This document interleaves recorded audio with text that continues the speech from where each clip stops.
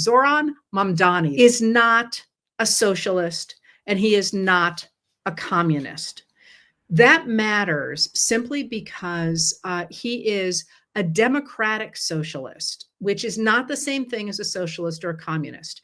And I'm going to lay this out here because a lot of Republican rhetoric for the last 40 years and even before that has centered around the idea that Democrats are communists, and that has really poisoned our political discourse. A communist and a socialist, they have differences within them, but they are people who want the state, the government, to take over the means of production so that you have a state-centered economy in which the state determines how the different businesses operate.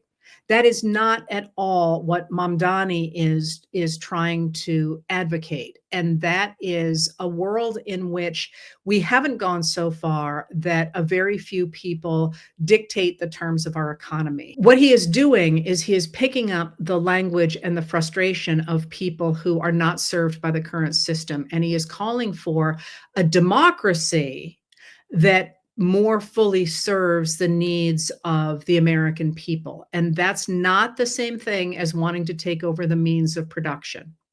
Now, the reason I just made a big deal about this, because he is, after all, simply the Democratic candidate for New York mayor, the mayor of New York City, which he doesn't have a lot of effect on most of us because he's mayor of a city in which a lot of us don't live. The reason I mention that is because Donald Trump today, Donald Trump being the president of the United States, came out today and said that if Mamdani was elected, that he would consider taking over New York City and then he added on taking over Washington, D.C., because we would not have a communist in charge of any place in America.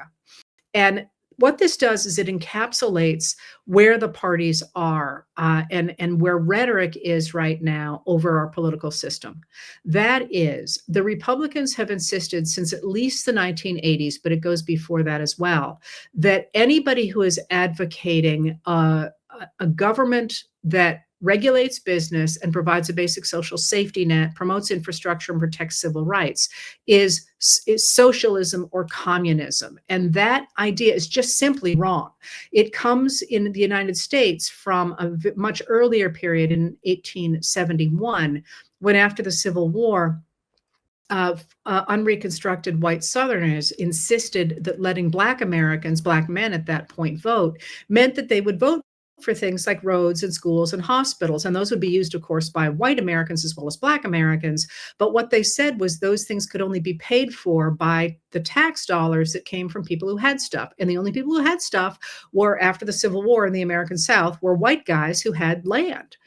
So they insisted that any kind of legislation that benefited ordinary people would require a redistribution of wealth, and that in itself was a form of socialism.